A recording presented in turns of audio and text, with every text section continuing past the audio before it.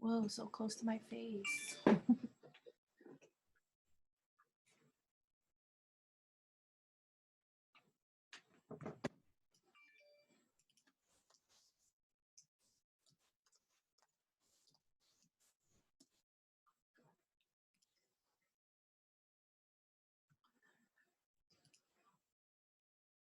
You're not gonna go on the Ladies of Sound?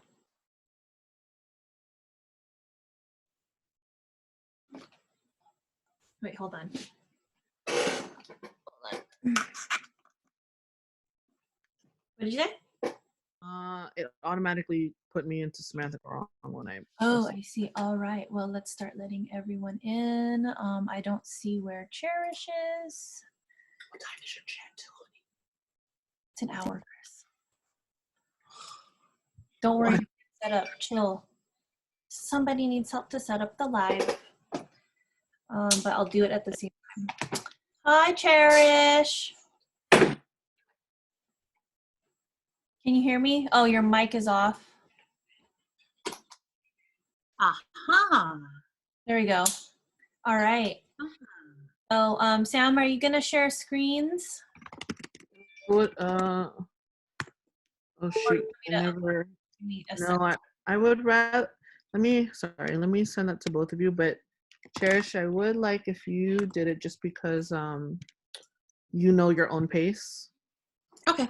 So let me send this right. So let me know when you're ready to share your screen, Cherish. Did you get the PDF? I'm sending it right now. Okay. And it's sent. All right, let me see.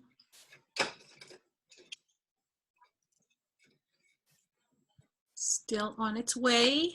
It's on its way. Okay. Does it show you the people that are waiting? Yes, there's 7 people that are waiting. Oh, amazing.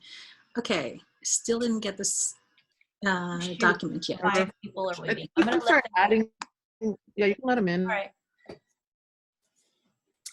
Alina!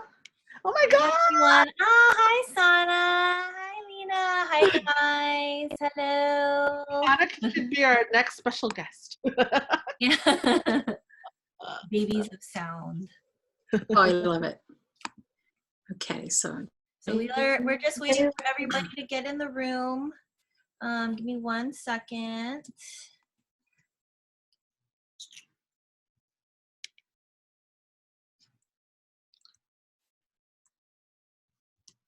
Baby!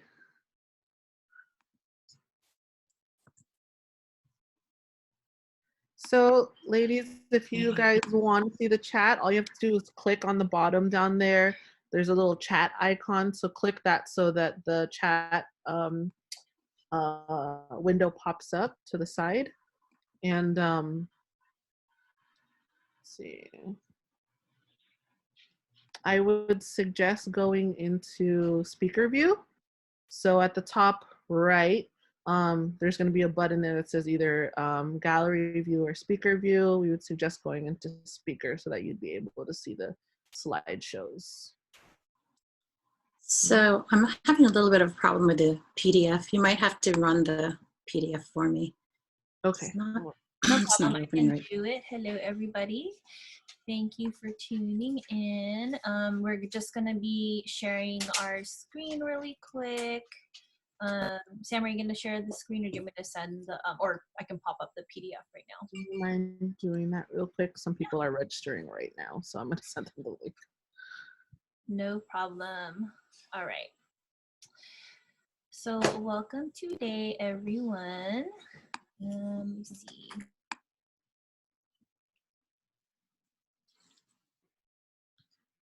Hello, everybody. It's a party. What's up, B? Don't get crazy now. This is amazing.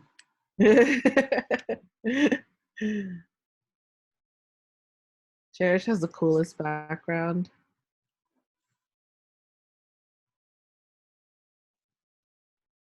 Okay.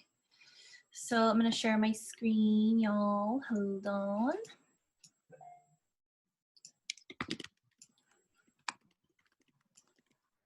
Okay, can everybody see?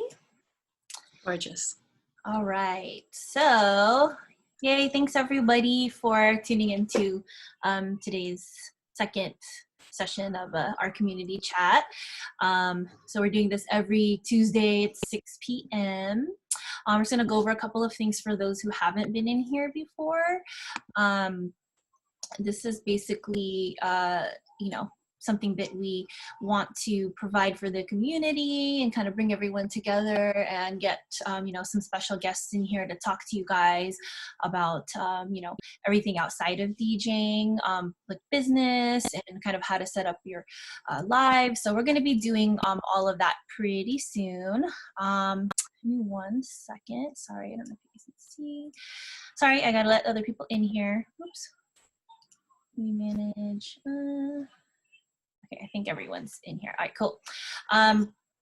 So just want to go over some house rules. So again, the house rules are, if you guys can please make sure you're on mute when you're not speaking. And then if you can, we're going to have a portion at the end. If you guys can send all your questions in the chat room and we'll try to get to them all.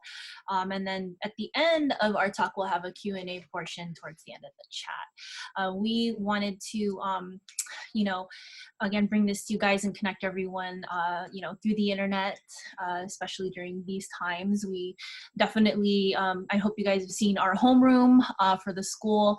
We are doing free classes, so you guys can, you know, at least stay sharp. But, you know, for the community chats, this is a way for us to kind of all talk to each other and share stories, knowledge, tips, and tricks outside of getting on the turntables.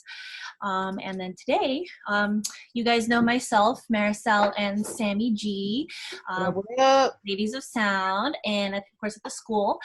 Today we have our good friend and our special guest, DJ Cherish the Love. Say hello, Cherish. Hey, everyone. So look at all these faces. Yeah.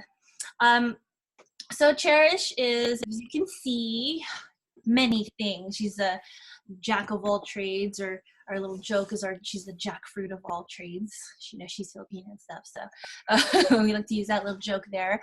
But the way that we wanted you guys to well, have you guys meet Cherish. The way that I met Cherish is when we first opened back in 2017. She was one of our first students that was taking private lessons, and what was really dope about Cherish is that she, if you guys don't know, lives in New York, which is where she's at right now. And she would actually fly over to Los Angeles and take lessons with the junkies. And, you know, it's not like she was only here once a year. She's here every few months. So we, you know, got to know each other and spend a lot of time, you know, becoming friends and getting to know each other's DJs. And that's how I know Cherish. But I want you guys to also hear Cherish's little story about how she came to the school. It's really, really such a funny story because it was such an arbitrary happening. I was signing up for DJ classes, another DJ school that shall remain unnamed. And a friend of ours was like, no, you have to go to Beat Junkie Institute of Sound. And I was like, what? And they're like, if she didn't say that, like, I would be not looking at all your lovely faces, not knowing all this new community, not knowing Maricel and Sammy and the guys, and not having had this quality education that is so community driven. It's like I kept coming back because I just felt like this was like a family, and I'd been to the other schools too, and it never felt like that. And I think that is such a special thing that you offer, and we feel really blessed for that friend of ours who was like literally like, no. So I'm so glad that you're all here, and feel really, really grateful because I have so much that I want to share with you. We want to give a shout out to Tamra. So Tamra's also a student, guys, at the Beat Junkie Institute of Sound. She takes private lessons. She's from San Francisco, and she flies down whenever she has assignments for work, and she, you know, is in the room working really hard. So shout out to Tamra. So let me move on to our next slide. The theme of today's lesson is, or lesson, my gosh, I'm too much on homeroom. For today's chat is downtime development. And Cherish, did you want to go ahead and start off with what we're going to be covering today? Yeah, basically I want to tell you a whole lot of stuff that I haven't really shared with a lot of colleagues. I consider you all colleagues. I've been doing this for a while, and the reason why I started to crave or need to take tactile DJ classes at school is because, wow, it's 2020. 2015, I was diagnosed with breast cancer. Survived it, obviously, I'm right here. But what happened to my hands was I had something called peripheral neuropathy. And peripheral neuropathy is basically the deadening of your nerve endings at like your toes and your hands, your fingers. And I could tell that my DJing had completely changed. It was like I became very timid, and I wanted to go to a school and talk to people and just help me get more, touching things and not feeling like I was broken, couldn't do this anymore.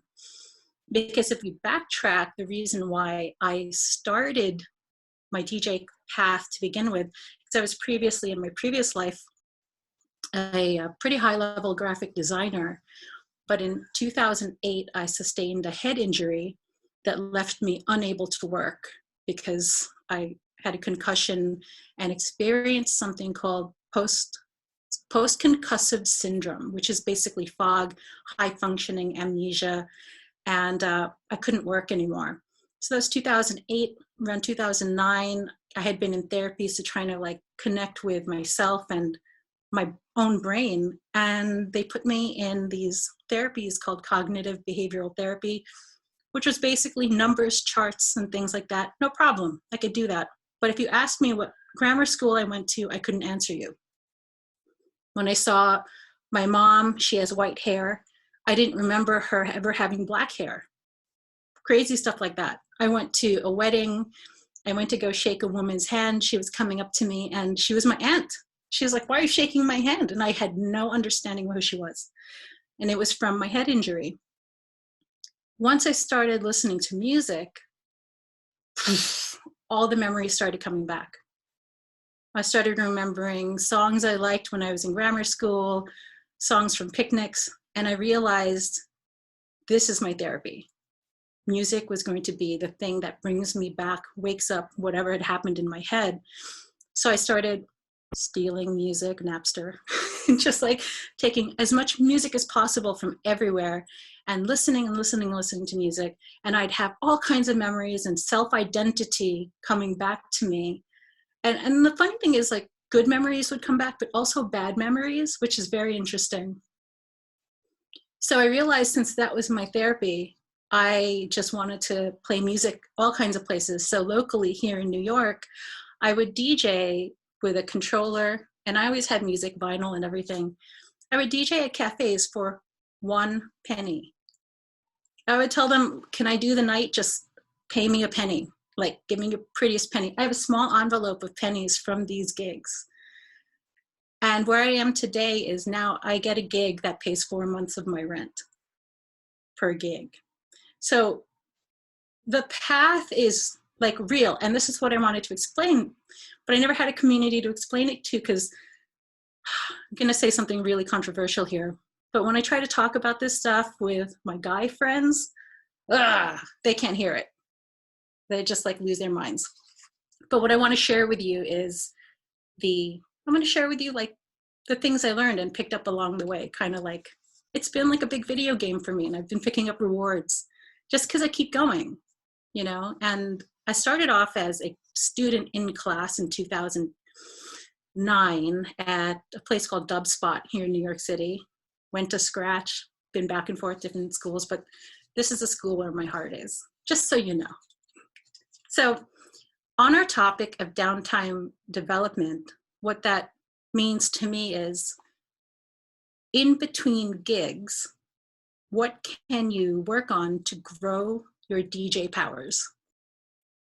So if you were here last session, we talked about, organizing your Serato and just getting more clear with your technical stuff, but I'm going to talk about your marketing and your self-identity and owning who you are. So in short, I feel like even though this is a really wacky time, obviously for all of us, that growth can also be part of this COVID-19 experience and part of the story.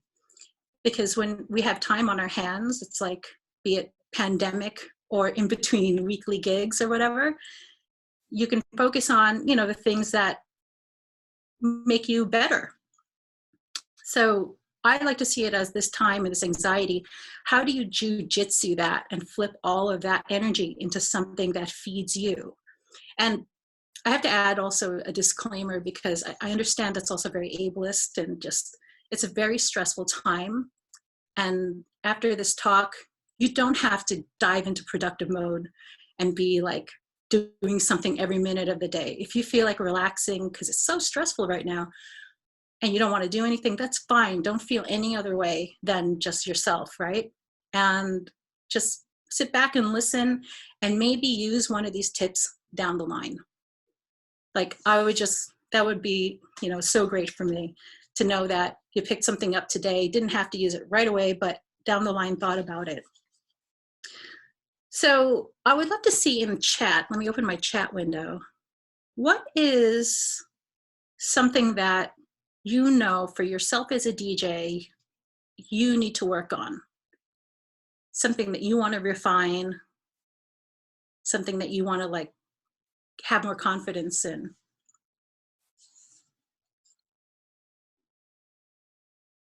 You guys are welcome to write on the chat if you want to add, so Cherish can take a look, and we can discuss them. I'm trying to think of what it would be for me. I definitely say or my website, kind of just things where I need to give people. There's tons of times where people will come up to me and ask for my SoundCloud or for mixes, and I definitely wish I had more on there. So I only have maybe one R&B mix, one selection type mix, and then that's pretty much it. But I know I'm capable of doing different genres and things, right? So yeah, what about you guys? I see what's over here. Okay. Working on panic or not panic, I understand. And pre-gig anxiety or just anxiety in general kind of comes with 2020. Okay, cool. Networking, consistent confidence. Awesome. Yeah, well, what I have to offer today will touch on all of these things, which is great, because most commonly folks ask me for one-on-one insight on, next slide, identity, public relations, and marketing. Because you're spending money going to class. Many of us become professional DJs, whether part-time or full-time. And hey, why not get paid to throw a party? It's like such a great feeling. And I remember when I started to get paid for parties, I was like, this is a joke. They're going to find out I'm just playing music. And I was just like, oh my God. But I didn't give myself credit that I was doing work, because I just couldn't believe how easy it was to make that a job. I'm a full-time DJ and DJ producer, and I don't have a side job. So this is why I'm able to be like, this worked and that didn't work.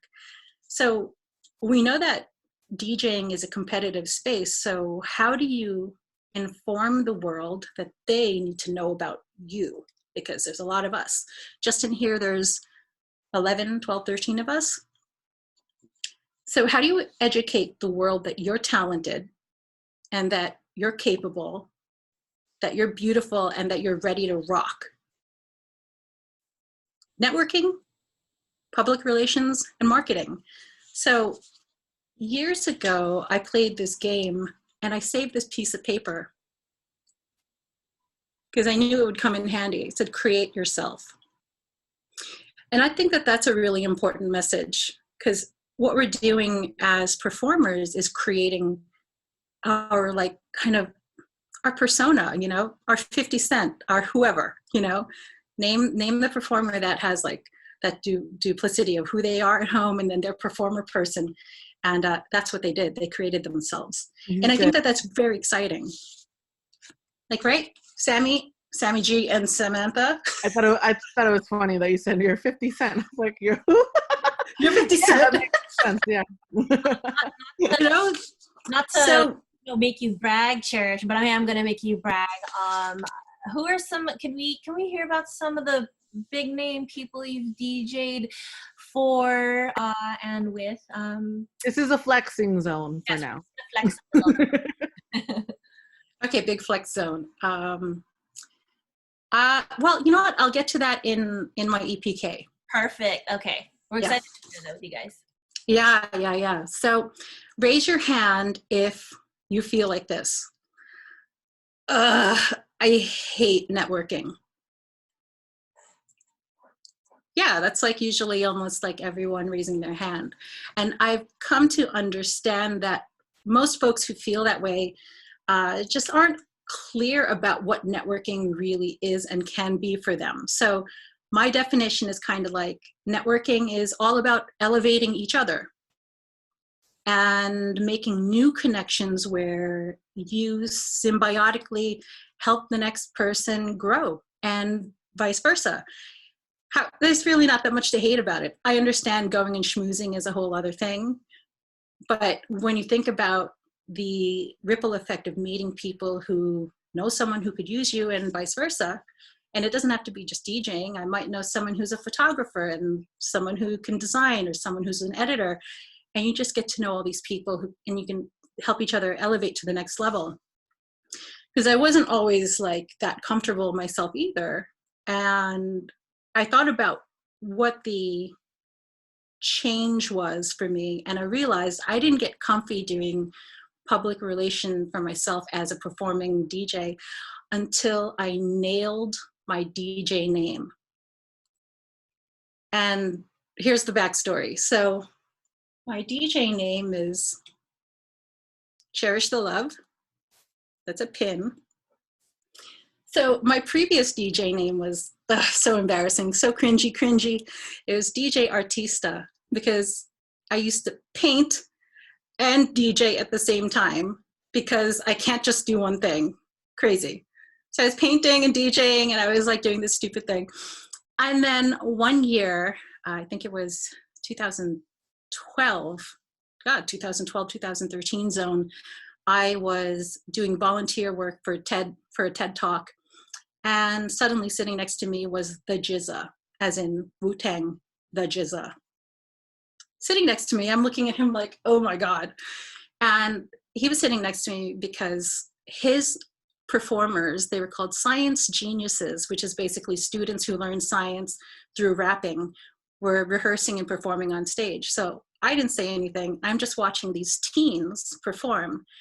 And I was so moved by how confident they were on stage, because me as a DJ until then was always hiding behind canvas, hiding behind something else. But I saw them and I was like, oh my God, I really need to get out there. If they could do it, I could do it. So I turned to him, introduced myself as Cynthia Cherish Malaran. That's my full name. I said, hey, Jizza. So was there. I asked him, do you ever get stage fright? And he looked at me like, oh my God. And he said, all the time. So that kind of like blew my mind that like someone in Wu-Tang Clan said, yeah, that happens all the time still. So we started chatting some more. I told him I was a DJ, told him what my name was and everything. And we exchanged info so I could like do some work with his teams. So I'm sitting there, they're done, they leave, and I'm like, oh my God, this is like the new day for me. It's a new dawn. I'm going to start working on who I am as a DJ, be on stage more, not be afraid, but like, I totally need a better name. So as I'm leaving, there he is, and Jizza goes, Cherish the Love, and he's waving bye to me. Boom, there was my name. And I was like, oh my God, that Cherish is my middle name. He said that to me, and I was like, what a story. That's how I got my DJ name. So I went home, registered at DJ Cherish the Love on Twitter, Love.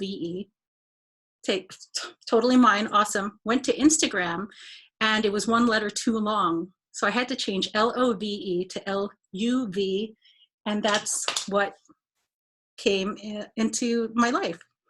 So until I got that and was like super comfortable with this is who I am, now I need to tell like the entire world, and this is like what I want to do.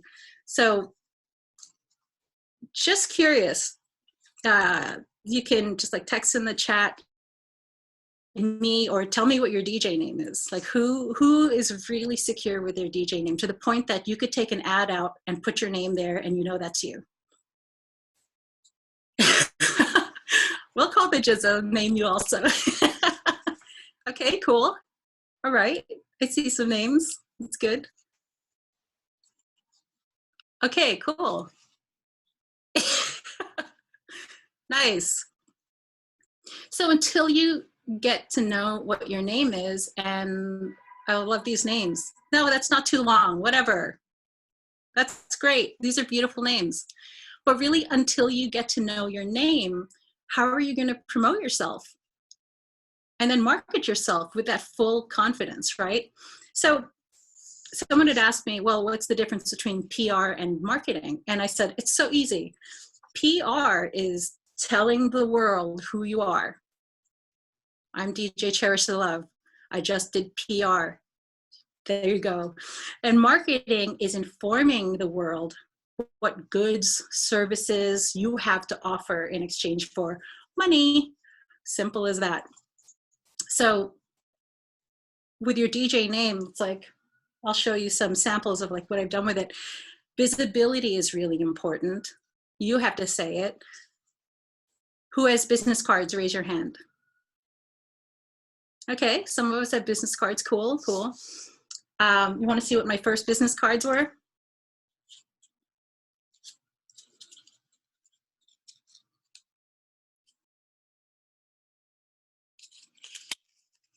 Those are matchsticks? What are they? Oh They man, are matches. not for you, Exam, but those are a good idea. Candles. Okay, so good point. So I thought that they were brilliant because I wanted a business card that they weren't going to throw away. And one that they were going to use 20 times and see my name over and over and over again. One time someone was like, ooh, I don't smoke. But I was like, do you have candles? Yeah. Does your boyfriend fart? And then they took a bunch of matches from me and I was like, wow, this is working. These were my first business cards. Then it evolved into stickers, which I slap onto everything. I thought that was toilet paper. It evolved into toilet paper. You know, I ID my stuff with, you know, my label because I want people to see I was giving out coasters for all you sloppy drinkers. These were great because then I'd give mixes on USB sticks. And all in the effort of just making sure that people saw my name, because there's so many of us and a lot of us aren't telling people what our names are. So be it labels and even slip mats, because on clear control vinyl, boom, hot. And people are always taking pictures of the DJ booth. So I was like, if you're going to take pictures, then you're going to take pictures of my logo and get to know. And then one day Vistaprint sent me weirdly mouse pads. I was like, who uses mouse pads? And my current business card now is just a simple, that little, and then info on the back. Yeah, So I show you that those because are all really, really great. You know, it's funny when you say, do you have business cards? And I'm like, yeah, I have a business card, but I don't think we all tend to kind of just stick to what we know and what's simple. But those are all really great tips in terms of like, how can we stand out aside like not only having a great memorable DJ name, but also leaving something with, I know that you know, people may toss a business card, but I wouldn't Yeah. toss matches. I wouldn't toss a sticker. I wouldn't toss a flash drive. So, you know, I hope you guys are taking some really good notes, you know, because even though these things are an investment, just remember these are investments on yourself, and yourself, especially as a DJ. And, you know, I know that when I get these types of, you know, cute, memorable marketing tools, physically, like a flash drive and stickers and all that, that's definitely something that's memorable when it comes to marketing. So I hope you guys are all taking some nice tidbits from Cherish. And actually, it's cool that we're able to see these physical things versus just, you know, her saying like, let's do it. So Cherish, what do you think is the most effective one, or what have you gotten a lot of feedback on, or people have noticed the most out of all of those things? My laptop cover. Definitely. Oh, that's good. Especially because you get photos taken all the time of you. Yep. And I'll show you in photos what that looks like. It's definitely something to consider because people are always taking pictures in that direction. And if you can't read it in a photo, you failed. Basically, every photo of your booth while you're there is a business card for you. Right. Because if they can't read it, they're not going to look it up, find it on Instagram. They can't read your name. So Yeah. I'll show you examples of that. But just keep in mind that if people remember you, they'll remember to hire you. Instead of that, oh, that DJ at that dope party, too bad I didn't pick up her name. Do you remember her name? Do you remember his name? Nope. That could be $600 easy in your pocket one evening to play some stuff that you love to play. You know what I mean?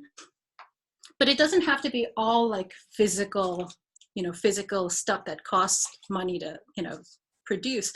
Think about your audio business cards. So what's an audio business card? Those are your Mixcloud, your SoundCloud, your Spotify, and your Tidal. So I started years ago with Spotify, so I have a ton of Spotify playlists that I'm now trying to, I should just hire someone to like you know, like make the same playlist and Tidal because it's integrated with Serato so nicely. And also with Audible business cards, raise your hand if you have a name drop. Okay, nice. Yeah, you gotta get a name drop. You're performing, you better let the world know who you are. Cherish the love. Yeah, it's so easy. New York City's own DJ Cherish the love. It's so easy, you know, and you've got to get that done because you should also be hearing your own name. You take yourself a little bit more seriously. Plus, people want to be reminded, and they're like, "We love you," and what's your name? That's a terrible thing. So when I asked earlier, what is your DJ name? That was actually kind of a trick question because the real answer is, what is your DJ name? It's your brand. So I want you to think of it that way. You see Volkswagen, you see whatever, Pioneer, you see all kinds of brands. Your DJ name is your brand also. And that's what people will become familiar with. They'll see it and they'll automatically prefer you because of familiarity and because, like, you know, they're seeing you around and they're like, oh, this person's doing it for real. It's not a hobby. And like, that really sucks that people think that, you know, but people do. That's just a part of marketing. So visibility, PR material, giving people handouts like I showed you, marketing material like your website. Who has a website? Raise your hand. If not yet, it's okay because you can get one on Wix. All you need is one page. Some people put too much, just one page.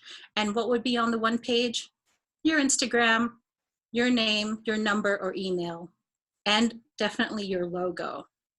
Just so that people see, oh, maybe their site is going through something and they're still professional enough to have one page. I've seen so many people in this stage, you don't even have to put a mix yet. Eventually do put mixes. And also very important, if you have a one-page site, at the very least, collect reviews in there. Like reviews from what clients have said. I have reviews on The Knot and on Yelp. Yelp was free, and people drop reviews in there. Just because the more artifacts you leave that you've done this professionally, the more you could be approached by. Now, one of my biggest clients is MTV, found me on a review site. I could not have made that connection if I tried myself calling everyone I could. They had to come find you at their time. And that's what's really important about when you put your stuff out on the web for people to find you, people will find you at their time. You can't really force people. So speaking of clients, let's go to the next slide. Yeah, show me the money. Show me the money. Professional DJs do get paid because they know their worth, and only when they know their worth. And this is going to sound so crude, but I've said this before, that DJing reminds me of prostitution in a weird way. It's like you could be doing the same thing for $35 an hour or $675 an hour. It's so gross. I know. That's so gross for me to say. My sister has literally told me that once. When I told her one rate for something, she's like, that's like prostitution. I was like, ah. I mean, I guess. I'm telling you, you know, and it takes a while. Obviously, some people can jump right on and drop, you know, like a $500 an hour rate. Cool. Sam. But most of us don't start there. Most of us don't start at, you know, $500 an hour. Some of us started at 1 penny.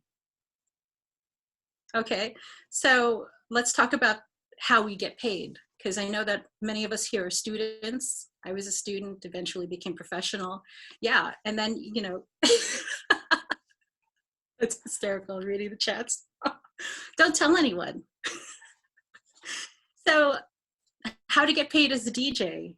So there are one-off events like private parties, weddings, corporate events, and you can also cross over into residencies at a place, and teaching is also a form of income as a DJ. And when you cross over from performing into music producing and composing, that's a whole other check. That's a whole other, you know, rate of money, and it's really wild because I'm telling you, people do want a DJ who has a sense of how to edit, make edits, do stuff on the fly, you know, things like that. The more you know, the better, you know. Then there's also something called loss leaders. So loss leaders are little gigs you do that don't pay. In fact, they might even cost you to Uber yourself there. But who you connect with there gets you that $3,000 wedding or that Christmas gala or whatever. Every time you have a loss leader, now try not to have so many loss leaders in your year, but try to make sure that during those loss leader gigs, you meet people who you think, and use your intuition. We know how to use our intuition. Like, oh, I think I would love to work with them. Not, I think I could DJ for them. It's always about, I think I would love to work with that person. And if you approach that way, there's a more genuine thing happening. And then people are like, oh, you know, I'll remember you. Then give them a card, give them some info. And then you can also do loss leader work or just donate your time to hospitals and charities, which I've done a lot also. And of course, at hospitals and charities, you have board members. You have folks who are, you know, in suits who are like, oh, my son's bar mitzvah, like literally happens all the time, because they're like, oh, thank you so much for being here. I would love to have you, because basically every gig you do, you're auditioning for a ton of potential clients. They're watching you, they're seeing you, you know. Question. Yeah. This is probably the biggest hurdle that I've had to go through for the last year. Just understanding how to gauge when that transitional period is from when you do a $25 gig to 100 to 200. How do you know when it's like an appropriate time to be like, you know what, I've gotten better in the last 6 months, like maybe I should put my rate up? From my own experience, I've kind of just based it off of my last my last gig that paid me the most is kind of. Yeah. I'm so glad you asked that, because naturally that's, you know, the next step in this conversation is your rate. when to raise them, where to begin, what the local gigs cost, and how to get comfortable. My short answer for that, and this has worked for me for the last 10 years, every time you want to raise your rate, open your mouth and say that. Don't wait for them. Like, you can't wait for them to decide, you've been very good, DJ Sammy. I'm going to give you $10 more. You know? How do you know how do you know when you're like, okay, I deserve at least $10 more now? Like, just right there. Yeah. Right there. So, if you know for yourself. The hard part for all of us is just understanding, like, I've only been DJing for X amount, or, you know what I'm saying? Like, where's that where you feel like a newbie and then going into at least like a real working DJ? Like, that part is kind of like, it's hard to kind of gauge, I feel like, at least. Because a lot of us have that imposter syndrome thing going. It's like, were you able to do the 4-hour gig and get people dancing and rocking? Yeah, you did the job, you know? So the more people say you're awesome, the more you know you've taken classes, the more you've spent on classes, the more you know you've improved, the more you're worth. The person who doesn't keep growing shouldn't be asking for more. I mean, obviously. I feel like that's the very simplistic way. And every time you get a client that's like a bomb client, that should signal to you, I think my rate is going to go up next year. Yeah. So just for my experience in the photography game, you know, I kind of felt the same way in terms of, like, you know, I know that I'm worth more, but a lot of the times I would gauge it on, like, sometimes the client's like, this is our budget and that's what it is. And even if I did ask, and they would just kind of just give me the same, well, sorry, this is what our budget is. But, like, let's say the client is MTV. I'd rather put that MTV on my DJ resume or my photography resume at the time, and I would just take that rate, even though I did feel like I was worth a little bit more. But you know, people aren't going to know that. They're just going to say, oh, you did a shoot for MTV, and sometimes, like, that's something that you might have to understand is what's going to come with the territory if they're not going to budge. Is it worth it? Is this a brand that everybody knows, or, you know, and is it worth taking $100 less than what you think you're going to be worth?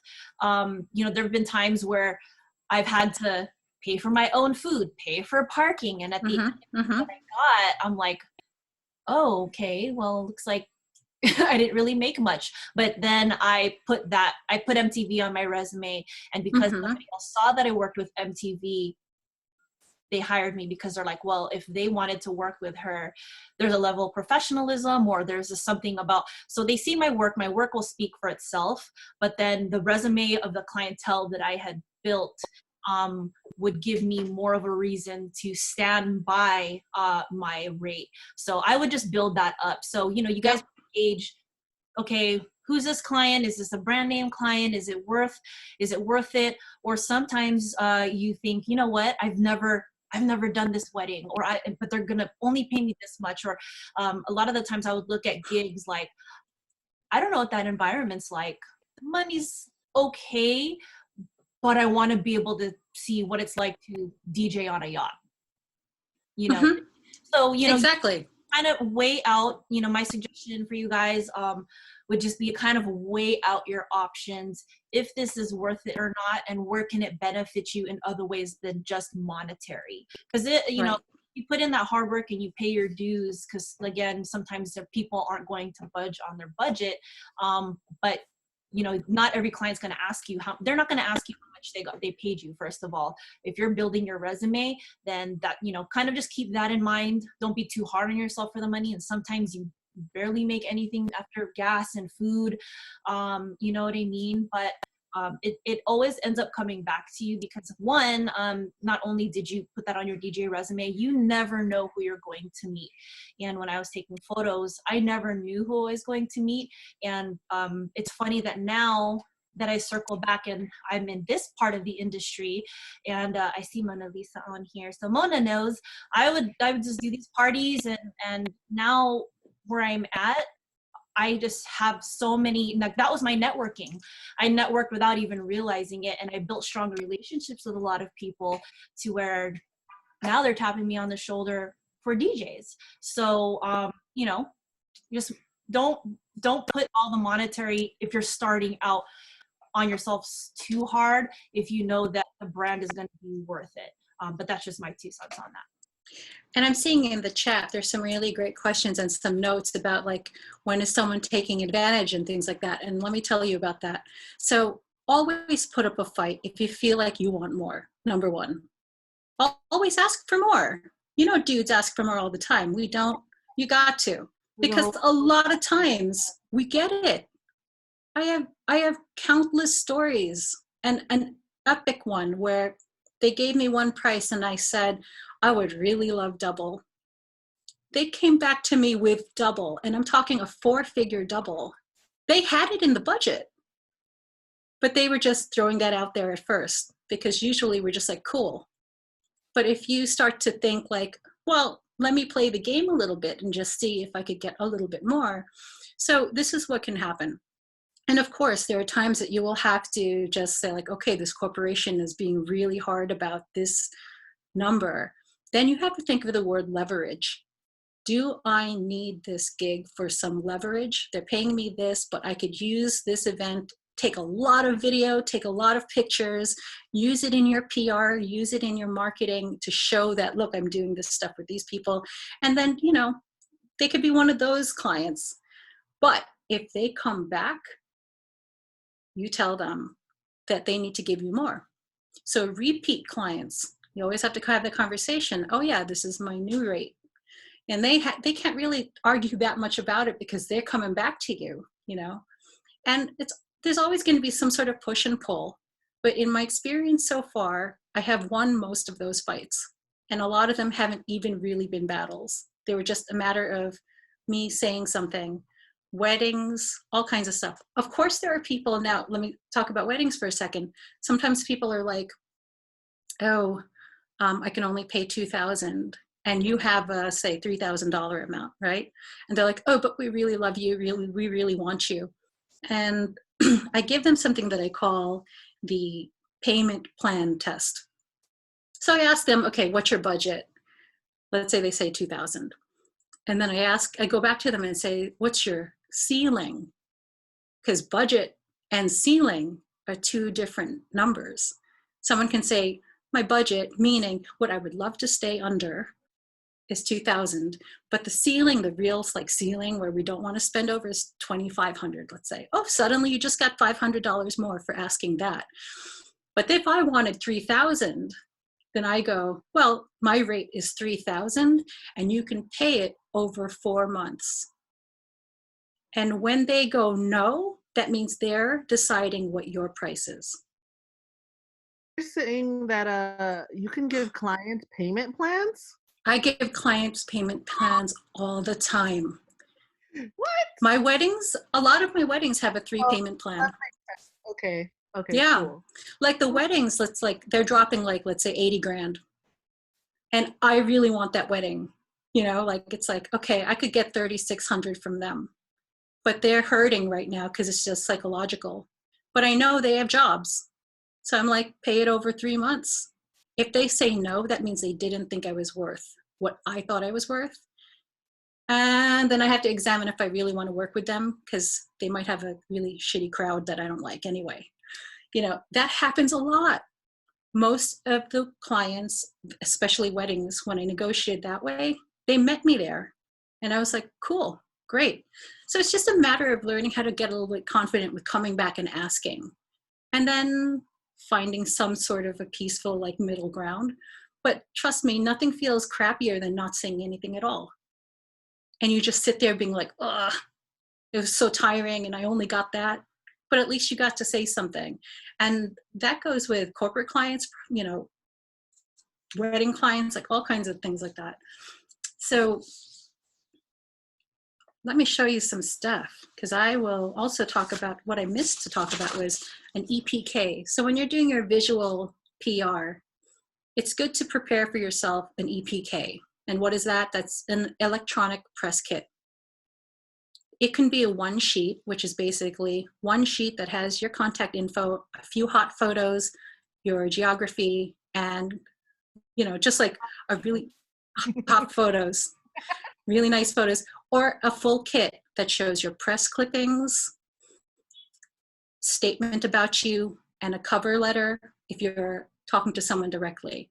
So what I'm going to do is I'm going to open up on my screen my current EPK. And here we go. Okay, so let me go in there.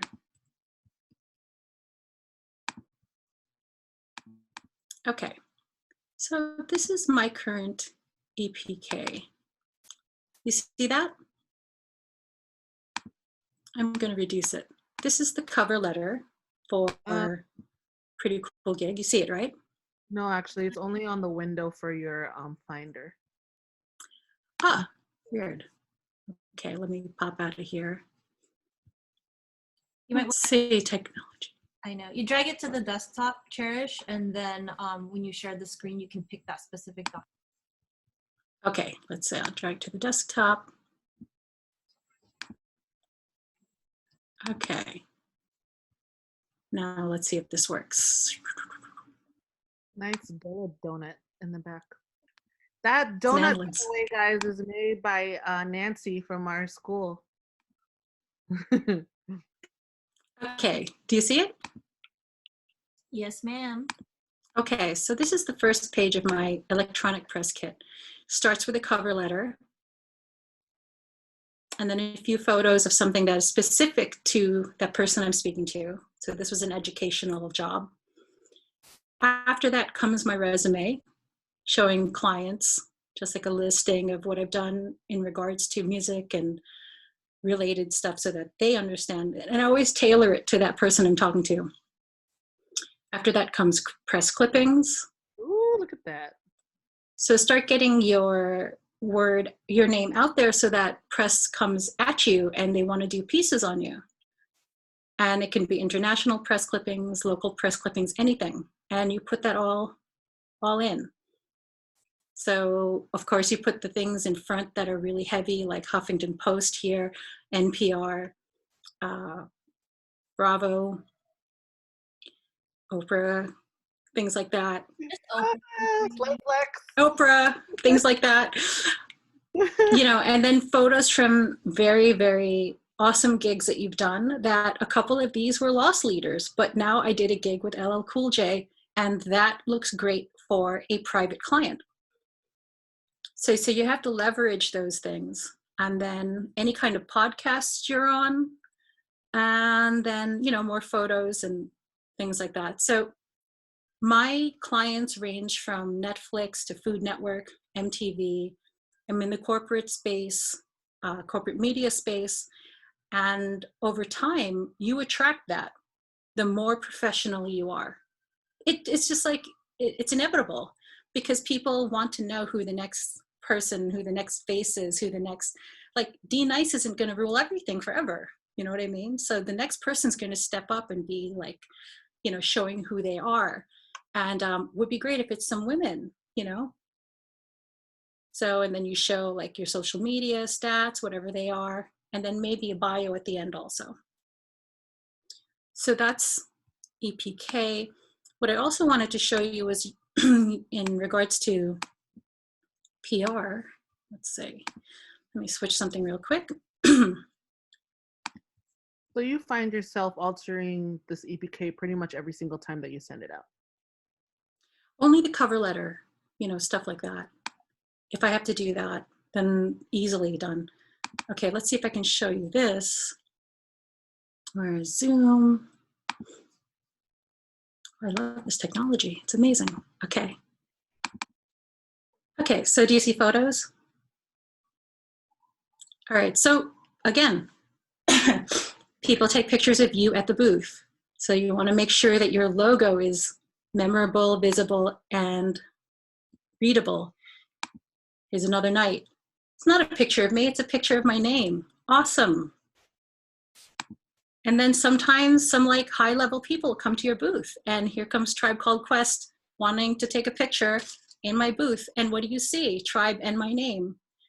I get to use that for marketing. Cherish is like, oh, you're gonna see my name. You're gonna see my name, trust. And then those photos you use in the next ad and the next piece of PR. And when there's a brand, you should show your name also, not just Whole Foods. You better show your name too, you know, that kind of stuff. And then this is great, get other people rocking your name. And they will, people will. And most important when it comes to doing your logo is legibility. If you look at this next picture, which is a building that has a bunch of our logos on it, tell me which one you see most clearly. Nice, dude. Those other logos, what was the point? And they could have spent thousands of dollars for that. And then you can't really like, you know, identify. So it's really important that, you know, the point of showing all that is just so as you create yourself, make sure that you're doing it in a really beautiful, bold way. Your style has to come through. It's got to be something that's memorable, and that when people come to remember you or think of you, they think of this cool stuff. So here's another. Yeah, this is a really great time, guys, now that obviously we're all on quarantine, to get a logo. And also because a lot of people are, you know, unfortunately out of work right now because of what's going on. If you have a friend or you know someone that is a graphic designer and they're out of work, support them and reach out to them and ask them what their rate is. And, you know, at least both of you can kind of like in tandem work together to get a logo that you like for yourself. So I think it's a great time to start working on that. Yeah, I'll show you, like, I really want to stress that the logo should be beautiful. And did you see that video? People should be able to see it while you're performing. It's really important because they'll remember that and your awesome music. So, and then lastly, before we go into homework, let's see. Okay, let's close that. And let's see if you can see this. Again, when you're working with big brands, make sure your logo is also viewable. You know, so doing the MTV VMAs, it's like, yeah, you're gonna know that I did that too. Because like these are your marketing pieces. So all of that said, let me stop the screen share. Okay, here we go. Want to leave you with some homework. So if we can go back to that homework slide. Are there any questions? Let's see. Yes, it was changing colors. The logo lights up. Okay, so here's the homework. I would love for you to say, because of this downtime, I got paid more. A lot of times in downtime, we get depressed and think like, oh crap, what's next? It's your time to kind of get yourself to the next level, like level up. So what is one thing you want to level up over the next 3 weeks, since we have 3 weeks at least, that you can then show us in a few weeks? Because we want to follow up and we want to support you, and we're here to support you. So I would love for everyone to decide for themselves if there's something that they want to improve and level up. Let us know, and then we'll do a recap, and then we'll take a look at your before and afters, and then go like this. Yay! You have something, Sammy? Wait, no, give me a second. Let me think. Go into the chat, see if anyone has. Yeah. I mean, thanks so much. I mean, I hope that something I said in regards to at least talking about rate and promoting who you are, or at least finding who you are, discovering who you are, landed, and that you can think about how special it is that we're in these positions, that we can perform music and create that space around the booth. That's like, it's pretty sacred. And people look at the DJ booth and they're just like, you know, and for a good reason. We're doing amazing things for the people who are there at an event, you know? So I would love everyone to just take yourselves like that much more seriously. There's definitely gigs out there, but guess what? The ones who are getting it are the ones who are nailing this part and buying their cars with it and paying rent with it and stuff. And you don't have to be stuck because you're coming from this school. You're all badass, 100%. There's no like, you know, we're all amazing. So there's no getting stuck at 25 an hour. There's no 50 an hour. No, that makes me so mad. I think for me it would be just being a little bit more visible with my actual mixes and my actual because I'm starting to make beats thanks to Ableton for DJs. But Yay! I think for me it's like, and I want to work on a routine. So I think it's like things that people can actually hear and look at on my pages. I think is what I need to work on, and that's a lot of time from now till then. Yeah. A routine or do a mix, even if it's just like 15 minutes of a different genre, right? So visibility and audibility, just work on that. You got to keep telling the world that you're still rocking it and that you like getting paid. That's another thing. It's like you have to come to a place in yourself where you kind of love money. If you think that people with money are assholes, you'll never find yourself with it. If you think that talking to people about money is rude, you'll never find yourself negotiating. You just kind of have to get yourself out of that and just think of like your best financial health as like the number one thing, and getting paid what you know you're worth. So yeah, we deserve money. That's right. So awesome. I would love to hear more of your stuff, Sam. So that's my challenge to you. all right, well, we're gonna all check in with each other. Hopefully all of you guys will be here every single week, but we'll make it a point to bring it up in like about 3 weeks. Maybe we could check in on everyone. Yep. So thanks so much. That's all I got for now, but there will be more. Cherish. You're so welcome. Why we mess with her heavy, because she's like knowledge, like a little burst of just, man, the most incredible woman I've ever met, Cherish. So. Please reach out to me. Just reach out to me if you have questions or guidance or want to bitch about a terrible client. I'm there.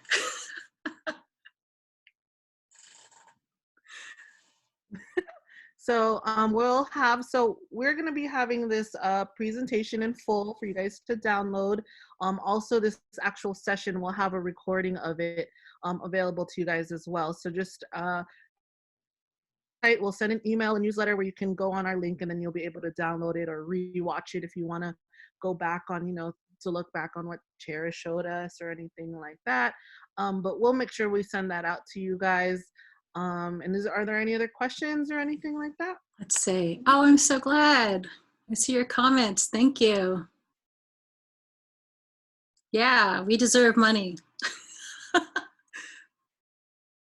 Yeah, thank you, everyone. So reach out to me. There's my info right on the screen. We're all family. Ask me anything. Nothing's a stupid question. I love trying to figure it out for everyone.